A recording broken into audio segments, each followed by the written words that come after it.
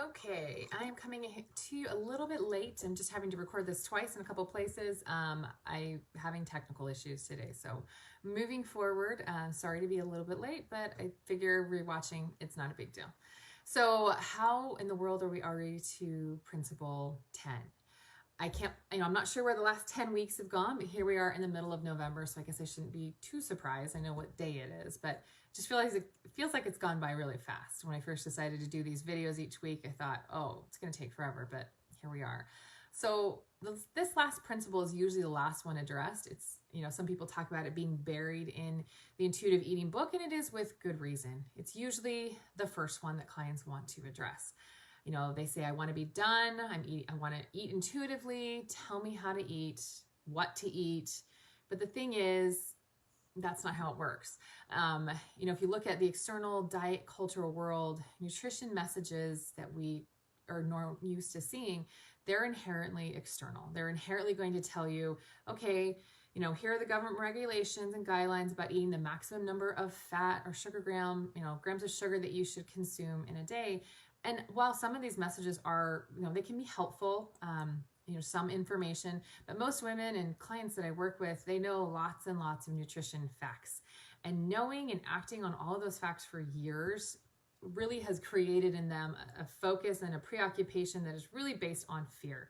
And that's not the way you want to live the rest of your life. So when you're learning to be an intuitive eater, as you've seen through all these first 9 principles, your focus needs to be on turning inward and understanding what is going on in your body and what your body actually wants to eat and how much and all those things. So you're turning inward to your tastes, your eating experiences, how food feels in your body, etc. No measuring cup or food scale is going to give you that information. I can tell you that as someone who has tried the food cups, the measuring and the food scales and the portions and the tracking and the points and all that stuff. It doesn't tell you what just paying attention to your body will tell you. So it is really hard to build that level of trust in your body when you're relying on those external guidelines. You just can't. So you have to take this journey, you have to take those steps, you have to experiment, and you really have to put those food rules aside. And it is hard. Their clients will, lots of clients will say, is this working? I feel like I should just start restricting again. I'm nervous. There's that feeling of losing the control that having a very prescriptive way of eating gave you. And I know that can feel scary as someone who has gone through this. I know that feeling is unnerving. And so that is one of the reasons why coaching works so well with this, is that you can process it through and talk about what's really going on. But the reality is when you tune out all of the noise about the good and the bad foods, and you've allowed any and all foods into your diet, your body has the amazing ability to tell you what it needs and what it doesn't need. And that goes back to my, strongly held belief in a supreme creator, in a God that created our bodies in a way that we can learn from. Our body will tell us what we need. We don't need to look to the external cues to tell us how we need to look or what we need to eat or how much we need to eat. Our bodies have that ability if we'll take the time to listen and pay attention to it. So hopefully by now, with all these other principles, you have seen how they really build and interact with each other. And I've said before, there's not necessarily an order to these, but I do hesitate to introduce this last one very early on. So it can be introduced before being the last one with some caution, I guess. Because when you have a history of disordered eating, whether it's just from tracking or weighing or eating low carb or something maybe more extreme, if you just jump into this principle, the slope back into disordered eating and paying very close attention to nutrition facts, etc., it's just way too slippery. It's a very slippery slope. It's too hard if you don't have that foundational work from the other first 9 principles. But when you do have that foundation of allowing yourself permission to eat, and yes, I'm going through all the ones, learning to enjoy your food, make peace with it, listen to your hunger and fullness cues, reject diet mentality and diet culture, question, listen, and pay attention and question those food voices and the food police that come into your mind. Listen to your body and your emotions and answer with the appropriate coping tool. And then you're working on respecting your body and moving your body in ways that feel like a celebration rather than a chore. Then when, you can move into this principle of incorporating the science of the principles of nutrition into the way that you're eating. And we're going to talk about what that means. So just to give you a little bit of an idea, when I work with clients and go through my coaching program, like I said, it involves more than just intuitive eating. It's a whole wellness where we talk about stress and emotion and sleep and everything else. But intuitive eating plays a big part because food and your body and how you respect your body, they all work together. So if a client is used to tracking or having some type of really restrictive or just externally focused way of eating, someone telling them what or how to eat, switching gears and having that food freedom really can feel scary, almost out of control, chaotic. Like, I can't do that. It's easier to have someone else tell me what to do. And why it might feel easier, you're giving your power to something or somebody else. So it's going to feel a little bit wrong for a while. But like I said, it can almost feel like too much freedom. People get excited at first, and then it's like, well, wait, I can only do this for a little while. I can't do this for the rest of my life. Like, I can't have this much freedom. And so there's this feeling of like, I'm going to be out of control. And there is often a period of kind of refeeding where the foods that you have previously prohibited yourself from eating, and now everything's free. You can do whatever you want. You really do have unconditional permission to eat. There is a kind of a swing of like, I can eat it all. Are you serious? I can eat this whole bag? Sure. You can do whatever you want. But if you think about that cycle of restriction, crave, and binge, once you take the restriction out of it, the cravings lessen. And then the overeating lessens. And then you might still have some, and then it just starts to swing back down into a normal area, kind of a normal consumption of whatever the food is. And it does happen. It can feel a little out of control for a while, but you will come back to a normal place and food comes back to being food. Now, there might be some moving back and forth once you've had that first, refeeding period, as life throws you something that you're not prepared and not used to handling. In the past, perhaps you would binge or overeat to deal, or maybe you would go, I'm going to super control. I'm going to get on a diet and start controlling because that's the only thing I can control in this crazy life right now. But now that you don't want to do that, so now what do you do? So it's that working through that in coaching is you handle that normal swing and that shift there. So that's what we work on in coaching and in my program. So there really is no failing. This I help clients understand is this swinging, that is normal and that's okay. That's part of relearning how to eat and experiencing and becoming the expert of you again, and not having those external cues tell you what was right or what was wrong about what you were eating or doing with your body. So there is only learning from these experiences. So when someone overeats and comes and said, oh, I failed, no, there's no failing intuitive eating. It's just part of your learning and your learning curve. And I love a quote by Evelyn Tribole that says, every eating experience, whether perceived as negative or positive, is an opportunity to learn about your body. So that's where coaching is really helpful, is you can take a step back and say, okay, what do I learn from that experience? What do I want to change when my experience, when that situation comes again? So you're always taking that opportunity to get curious and see, okay, what did I learn? I don't want to do that again. So, like I said, something stressful happens, you weren't prepared for, you ran to your favorite snack, maybe you overate on that particular snack, you're feeling kind of sick. That's not a fail. It's a learning experience. Okay, what was really going on there? What do I want to learn from it? The great part is then your awareness is raised as you are able to take a step back and go, I didn't like how the end result from that experience. Next time, how do I want to answer that feeling of life is out of control? So you're one step closer as you raise your awareness to calling out the behavior before it happens and making a more conscious decision rather than just your knee-jerk reaction that you've done in the past. Okay. I'm sorry, I know this is a really long intro for this principle, but really I think it's because it's this culminating principle, and it really is a hard one to keep in balance. So like I said, in my program, I introduced it about midway through, but I do allow clients to talk about it earlier if there's a lot of energy around it or just a lot of anxiety around it. That out of control feeling, sometimes it is too much to handle, and they feel like they can't progress and experiment when they're feeling so much stress. So I have created a simple worksheet that I'll work with clients on to help them create just kind of an eating framework. So it's a little bit of structure, just something that they can experiment with. So I'll say, start with 3 meals and 2 snacks. It really is just that simple. I don't tell them what to eat or how to choose what to eat. I just say, plan your day. So it's just a matter of, okay, instead of just having this free carte blanche, my refrigerator's open, just plan out your day and what sounds good. I mean, that's literally the questions that I'll tell them to do is what food sounds good for lunch tomorrow? What food sounds good for dinner? And you have the ingredients, those kinds of things.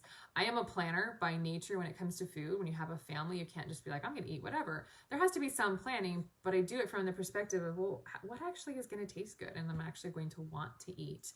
And that's the type of planning that we do instead of, okay, I have to fit all my protein in and hit the certain macros. So it's a different type of planning. So it allows clients to calm down when it comes to this principle of gentle nutrition, but still continue to experiment and progress and learn from their eating without, feeling perhaps less anxiety around the idea of having more food freedom. So I'm also not opposed to food journals. So, when you're doing a food journal or keeping track of what you're eating, from more of the neutral food anthropologist role. So if you think back to the food police roles that we talked about, the food anthropologist was someone who would just take a look at what you're eating and neutrally observe, oh, that food made me feel good, energetic, tired, sick to my stomach, whatever. So it's those types of lessons and the curiosity without judgment that a food journal can provide.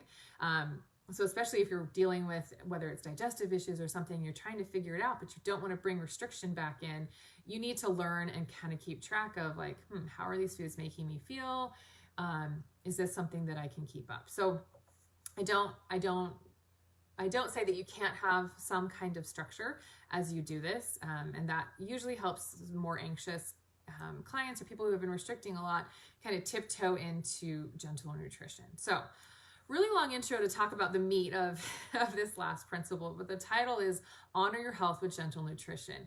It really is the idea that we can make changes to the way we eat to support our health while still maintaining a healthy relationship with food that you have worked on and built on in the first 9 principles. Unconditional permission to eat, all of those things, honoring your hunger and fullness, that can all be done in a way that supports your health. It can. I know a lot of people feel like, no, I'll just eat like crazy. I'll eat all the tacos. That's not true. Once you really have that foundation of trust and can listen to what your body is telling you, they come together. And it's a really great thing to watch your body tell you what you need to eat and what feels good. So I really want to break this down, the title of it for a second. I love the use of the word honor. Honor your health. So the definition of honor is to regard with great respect. So regard your health with great respect and provide with gentle nutrition.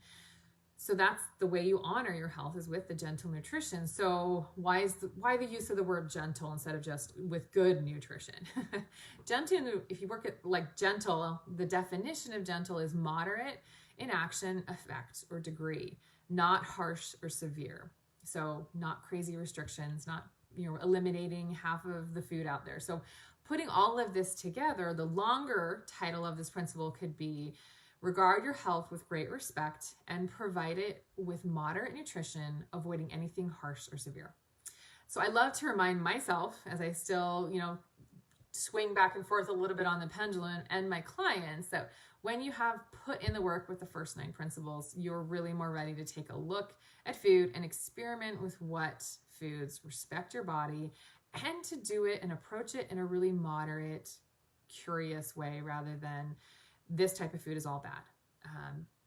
Sugar is going to be horrible. I can't have that. So again, it's the idea of making food choices that honor your health and your taste buds so that satisfaction while making you also feel well. I love this idea that it introduces. It's one of my favorites from intuitive eating. It's the idea of food, body, choice, congruence. So that means exploring how food feels in your body. That is how eating a particular food makes you feel physically. And so what I love about this is it's saying, it's a shift that's saying, okay, my tongue is not the only sensation that is in control. So I need to, the tongue is not the only part of the body that we honor when we make food choices. We want to honor if it feels good, if it makes me energized, if it makes me tired, if it makes me feel sick or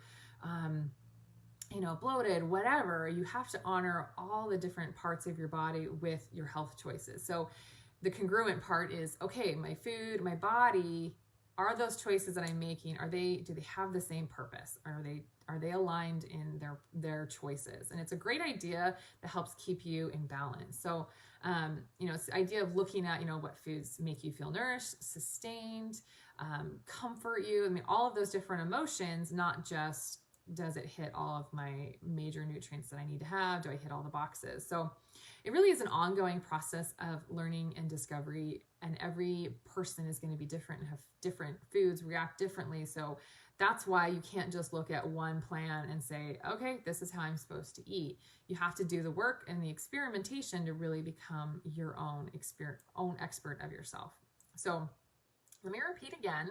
Please don't start with this principle. You really just don't have the foundation to pay attention to all the other areas of the other 9 principles if you're just focusing on what's on your plate. You're really not ready to take this step if it starts to feel like another diet. Is this, does this feel good in my body? I don't know. I'm not going to eat it.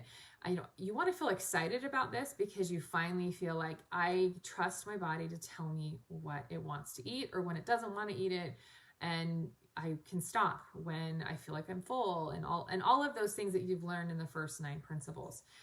So like I said, I find that it's helpful with clients as you start looking at a framework to think about, okay, normally in my schedule, I'm going to eat 3 meals. Maybe I'll have 2 snacks. Maybe I'll have 1 snack if I have a heavier meal. Just start with a general framework and focus more on what you want to add into your eating rather than what you want to take out. So as you experiment, I'm normally eating this many, fruits or vegetables a day. What would happen if I added in more? What would happen if I took out some of those things? Well, just if you want to make changes, just come at it from a curiosity experimentation rather than I need to take this out of my diet or I need to add this into my diet. Just curiously add things in or take things out. Just play around with what is feeling good and what isn't, how much, etc. So does this mean as you pay attention to your body that you'll never be able to eat junk food?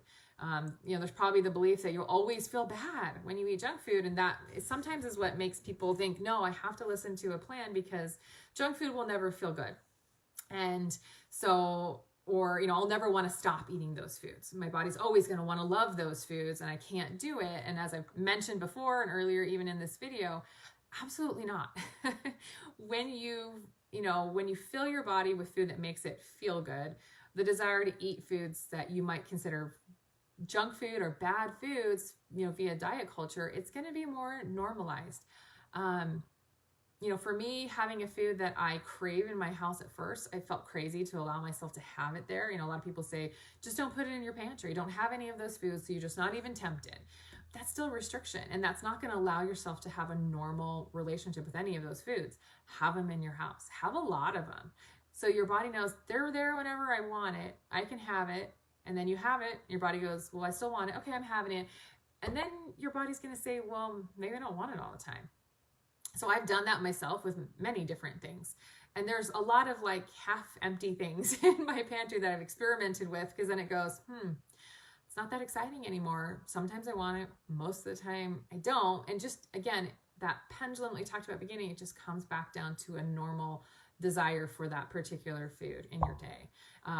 It does take some trust and it feels a little bit scary, but once you've done it one time with a particular food, then you can do it with another. So I promise, give it a try, and it really does happen. Our bodies are amazing that way. So the idea of gentle nutrition is it just really, it just teaches us that a healthy diet is varied, it's balanced, it doesn't exclude certain foods unless there's a medical, ethical, or religious reason that needs to be prioritized. There's no reason to remove an entire food group or really drastically restrict that food group. We are meant to eat a variety of foods and have a really balanced diet. That's how we were created. So I hope that you feel like you can try this and you're ready to experiment. I do want to note that intuitive eating is not, a lot of people will say, oh, it's whatever you want to eat. It's just this free-for-all. And that's not what it is either. Intuitive eating really means practicing honoring your body's needs and find true freedom, food freedom in the process. So no more diets, no more judgment, but just peace of mind around food. It's also, one thing I love about this last principle is it really becomes the intersection of, you know, the idea of scientific information, nutrition basics. You know, we know, and then how it feels in your body. So we know that there is information about particular foods. Yes, there are foods that are more nutrient dense or calorically dense. They're going to do certain things in your body. I'm not ignoring the science of that. We know that there are foods that are just going to, you know, maybe they will lower risks of certain diseases, but you want to take into account how, you know, particular foods feel in your body, and know that all foods can fit. So gentle nutrition really lives at that intersection of satisfaction that comes from your sensory characteristics of food. So your taste, your satiety, your enjoyment, and the way that food makes you feel strong and alive. So there shouldn't be a point where like, oh, I don't like anything I'm eating, but hey, it helps me run. You should be able to have that balance. And that's what intuitive and gentle nutrition is having that intersection of this food can taste good and I can find a really good balance of food that helps my body perform and feel good. So, you know, you'll notice this. It's actually kind of cool to think about if you look at Thanksgiving meal, for example, or when you just maybe eat a really heavy meal. What does your body normally do in reaction to that? Yesterday, I ate a heavier lunch because we ended up eating out on Veterans Day. What did my body do? I noticed I wasn't really hungry. I wasn't hardly hungry for dinner. So instead of having a normal amount, I really scaled back the portion that I ate, and it was just the right amount. So you'll notice sometimes maybe after a heavy meal, you might crave something lighter, like a salad or a different type of meal. If it's like a meat heavy, maybe you want to, you know, maybe not even have dinner the next, you know, after that meal. So your body will help you naturally balance it out. You don't need points or calculations to help you make these choices. They really are within you. Your body will let you be the expert if you take back that power. So how do you start working on this? And it really just comes, like I said, you can have some structure and some framework if it's something that you're a little bit nervous about, but it really just boils down to having some questions in mind as you make food choices. You've done all of the foundational work as you've allowed yourself to eat foods that you've normally kept forbidden. And now it's just time to experiment and say, okay, you know, how do I want to feel after a meal? And is this particular food going to help me feel good? Do I want to feel, you know, a certain level of full? I have clients that really don't like feeling full. They just want to feel not hungry. And then they know that they're going to have to eat more regularly to, you know, to not feel hungry all the time. Some people really want to feel full or they want to feel overly full. So you have to figure out your own level of how you want to feel after a meal, and that's going to be personal. There's questions about like thinking about something you ate. How did this food make you feel physically? Would I want to eat this again and feel this way again? Maybe you would want to eat it again, but eat more of it or eat less of it to get to the way you want to feel after that meal. So it's all about those questions and just experimenting and having the freedom to choose things that maybe you considered taboo before. And then you also want to just be curious, you know, is my diet, you know, the food that I eat, is it balanced? Is it varied? Am I eating the same thing over and over again because I know that it's safe or it's the food that, you know, I know hits all the boxes for me. So you want to have variety throughout your day, really look at what you're eating, make sure you have, you know, your whole grains, your vegetables, just a really wide variety of food to really nourish every part of your body, because you really do need all of it. And then there's the questions of like, is this nutrition supporting my digestive health?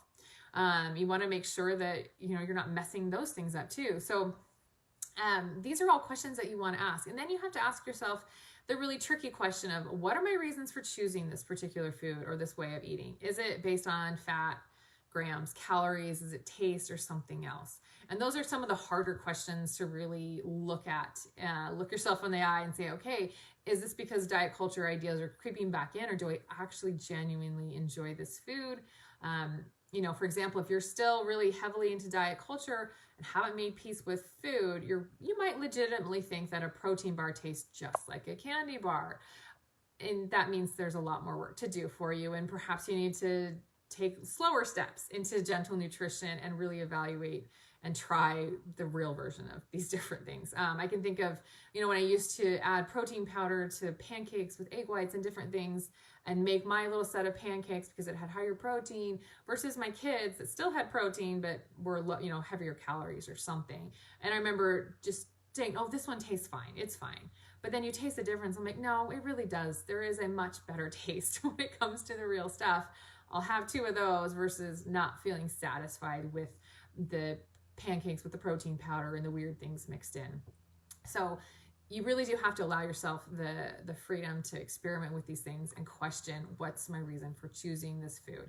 And then you have to look at your normal schedule. Are these foods that you're going to help me to last longer? If I have a heavy load of meetings, maybe I'll eat a little bit more, something that's heavier, nutritionally. So these are the types of questions you have to ask yourself. And then if you need to journal about these things and understand how foods made you feel, reflect on those questions, again, with curiosity and without judgment to help yourself learn. So these are some ideas as you try and incorporate nutrition into your normal eating, as you've done the foundational work with having the freedom to eat the different foods and nothing is off limits, and you're paying attention in your hunger and fullness cues. So it really is the culmination of all the principles. Then you're allowed to you're ready to bring more nutrition ideas into your diet, into your way of eating, and to do it in a way that's not going to have diet culture creeping back in. So this is a hard one to really talk through. Hopefully I haven't rambled too much because it incorporates so many different pieces, and you want to be careful. And if you notice some of those diet culture messages coming back and it's becoming to feel more like a diet and you're meeting those external cues again, it's time to kind of tiptoe back out and take a break and see, okay, what messages am I still struggling with? So challenge you to do this and to take a step and see if you're ready for it. If you have any questions, please feel free to DM me or PM me and we can talk through it and figure out if you're ready to add gentle nutrition into your diet.